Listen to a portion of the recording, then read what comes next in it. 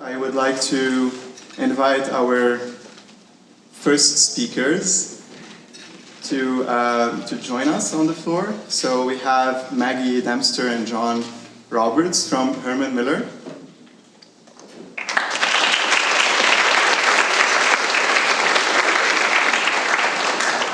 Just a quick intro. Herman Miller is well known for its classic industrial design pieces and new designs. Did you want to cover this? No, you're just getting us more time, so keep going. Okay, that's perfect then. And new designs for the home. Herman Miller is a recognized innovator in contemporary interior furnishing solutions for healthcare environments and related technologies and services. They apply human-centered problem-solving approaches to design, and they are recognized for their global research, thought leadership, and innovative furnishing solutions. Maggie is a workplace consultant, and John is a design strategy lead. Their presentation today is entitled The Future of Work and the Powerful Influence of Design. Good afternoon. Thank you, Simon, and thank you to the Toronto Design Offsite Festival for bringing us all together. I know I'm really excited to hear from the rest of the presenters as well. As Simon mentioned, I'm Maggie Dempster, and this is my colleague, John Roberts. And we work together at Herman Miller, where we have responsibility for understanding how people work and applying that to workplace design. So as Simon mentioned, if you're not familiar with Herman Miller, we're a global research and design company that applies that expertise to manufacturing furniture for your home, your workplace, your doctor's office, and even your classroom. And so what John and I are here to talk to you about today is well-being and design. And so what do we mean when we say well-being? It's possible that you're going to hear 10 different definitions of well-being this afternoon. And so what John and I are going to talk about is really 3 human factors that make up your well-being in the workplace. And so those are your social well-being, your cognitive well-being, and your physical well-being. And to achieve well-being in the workplace, these 3 human factors need to be designed for. But that's not all. John and I are also going to talk about the importance of choice and control. The importance of giving employees the autonomy to make healthy decisions about where and when they work. Research has shown that there's a direct correlation between fostering well-being and the impact that it has on employees' engagement and organizational performance. And in a knowledge and idea-generating economy, it makes sense when your employees are your biggest differentiator and your greatest strategic asset that you would want to create a workplace that allows them to do their best work. But before we talk about how to support the social, the cognitive, and the physical needs of the workplace, John's going to tell us about how work has evolved and the impact it's had on well-being. Maggie and I are both in control here, so probably best if I leave Maggie in control. So yeah, actually, so over the past 60 years or so, as we moved from the notepad to the iPad, I actually have to stay here because I'm a wanderer and I'm going to wander away from my notes. This is a 3-hour presentation in 12 minutes. So the workplace design actually over the last 60 years has had very little to do with human-centered design. But today, design really is focused on being human-centered. What you see up on the screen here basically signify the 3 changes that have happened in workplace design over the last 60 years. The first one is really the last time we saw a significant paradigm shift in workplace design. It's when manufacturing and industry, you'll see at the top, management was very hierarchical, almost military. The equipment was not powered, it was heavy, but it wasn't tethered. And furniture was freestanding and basically in rows. And as we move towards the era of bell-bottoms and beards, that's the era of information. So what's happening now, this is 70s and 80s, people are managing a lot of information. Fortunately, we have a baby boom that filled up that big middle management group. But equipment is now electrical, and it's tethered, and furniture is powered, but it's still in rows. And as we move into the era of ideas, which is today, basically management has become flat. Think of an organization like Zappos. And equipment is basically what people bring to work. It's untethered. And furniture is not necessarily tethered anymore either. And it's also planned and designed in a very organic way. And ironically, the one thing that actually made the workplace so inhuman for so many years is the one thing that's allowing us to even talk about well-being in the office right now, and that's technology. Because recently, technology is the thing that has allowed human beings to become untethered from the furniture and the equipment that they were attached to for so long. It's kind of interesting. In the past, the way what we do to try not to cripple people would be maybe like, here's a phone book, stick that under your computer, there you go, you're all set. So it's been a struggle, but we're in a much better place. And well-being is really manifested in a lot of different ways in a lot of organizations right now, and mostly by allowing people mobility, choice, and control on how and where they work. And design today supports people's activities as much as they do a real estate budget. And in a perfect world, of course, all of us would have that choice and control over whether or not we work with organizations that align with our personal standard for well-being. But, you know, baby steps, we're getting there. What would we do without this guy and his quotes? I swear, Einstein, I use them all the time. But this one is particularly important because what really matters, it's not just doing design differently, it's about having a different approach to design. And up until recently, workplace design has been all about efficiency almost exclusively for the organization. And this approach was about designing to get more people into less space and reducing real estate costs. And actually the label that goes around this approach is densification. And personally, I don't think the word human and densification should ever be in the same sentence, but that's just me. So design was based on industry standards as well. That's why in the past every bank looked like every bank. Nobody really cared about the environment. It was just considered a cost. It wasn't necessarily an asset. But today, the best workplace designs balance the needs of the organization with those needs of the individual. We design for space optimization, not densification. And space design and people are important to the bottom line. Let's face it, that's really what many organizations are about. So what are the 3 human factors that must be considered for design and well-being?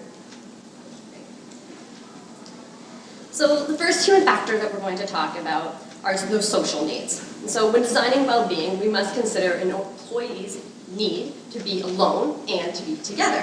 Whether you're an introvert or an extrovert, your emotional need for privacy and your need for social interaction need to be balanced in a way that gives you choice and control. Think of it when you enter this auditorium. Did you look around for someone you knew to sit with? Did you leave an empty seat between you and the stranger next to you when you did sit down? These are both elements that are impacting your social well-being.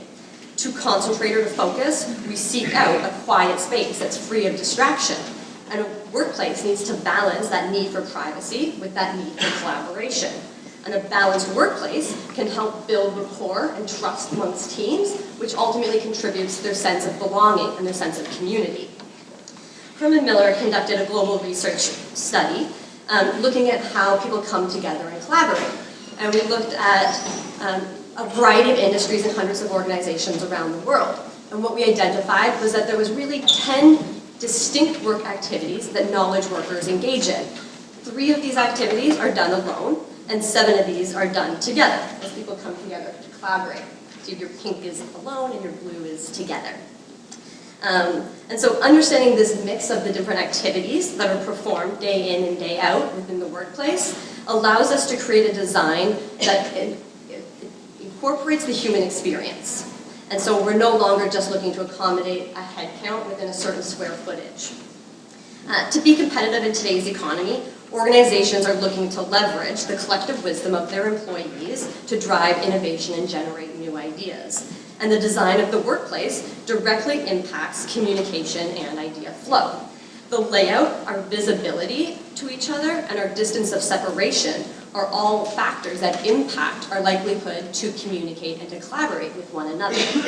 So supporting the social well-being in the workplace means providing employees with both the choice to balance those needs to be alone and to be together. So understanding how people come together is important, but equally important is understanding how your mind subconsciously interprets your environment and the way you work.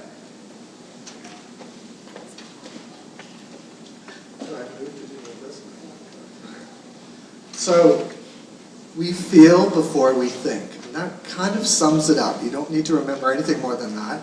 And that is the cognitive factor that we have to consider when we're designing anything, when we're designing for the workplace. How many people here actually work at a job where they're pretty sedentary, where they sit for most of the day?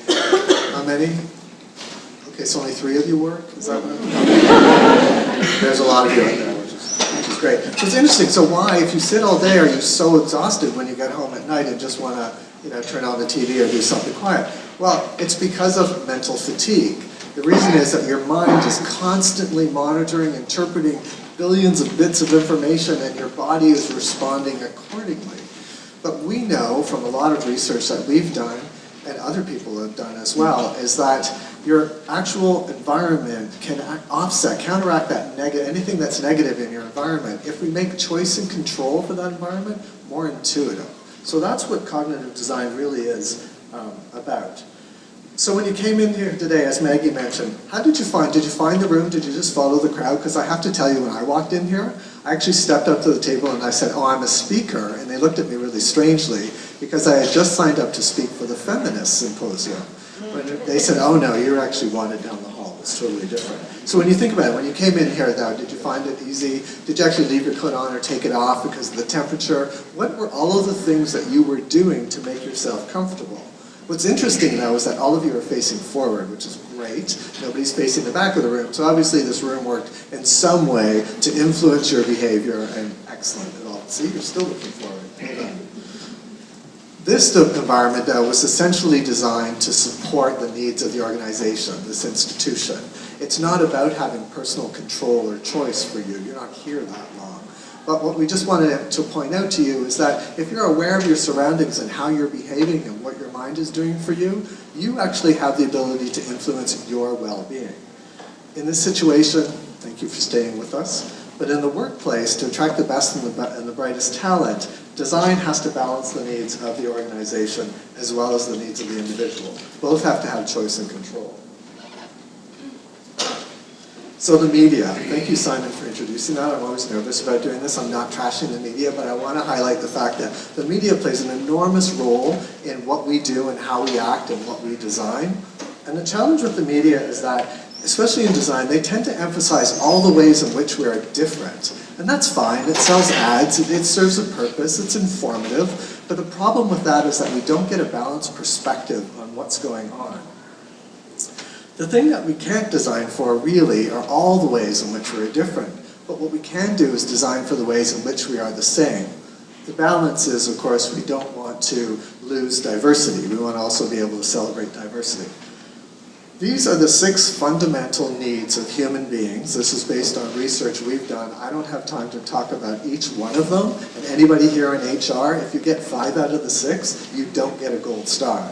All 6 of these have to be met for a really successful workplace. The top 3 are ones that are directly impacted by design.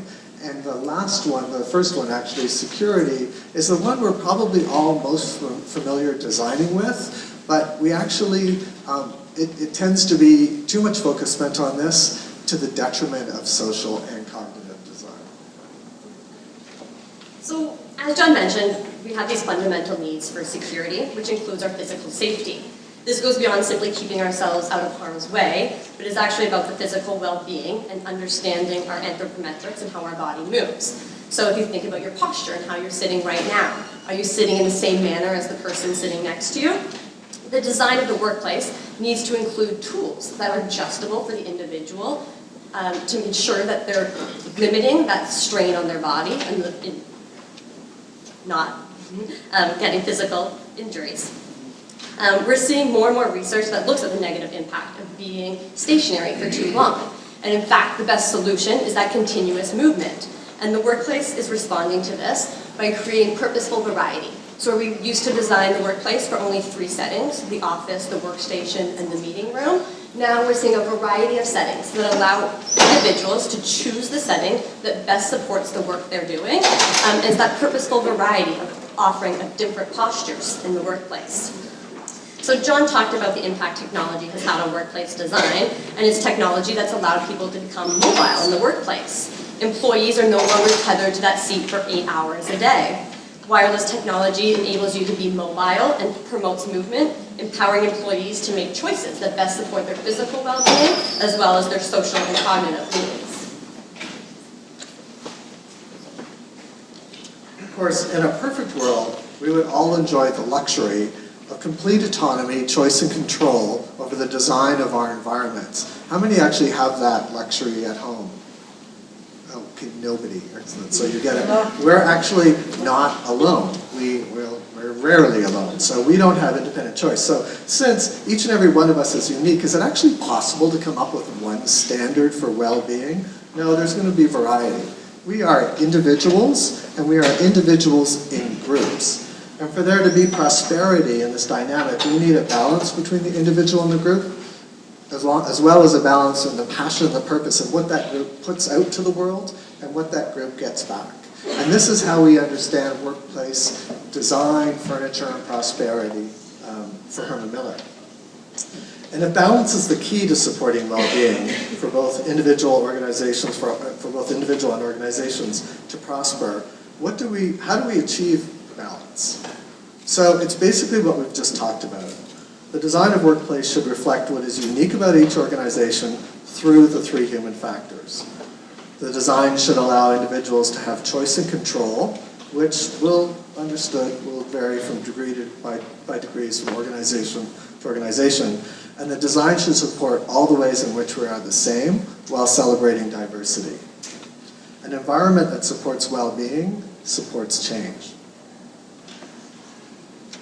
So what we actually want you to take away today is we want you to think about the choices that you make and the control that you have over your environment. Are you actually listening to your body? Why do you choose to sit in your reading nook or spread out drawings on the kitchen table? Or why do you answer emails at the coffee shop? And what allowances to your standard of well-being are you willing to make to accommodate the standards of others? And finally, if you can recognize what well-being is for you, can you design for or help other people to recognize what well-being might be for them? Think about it. Thank you.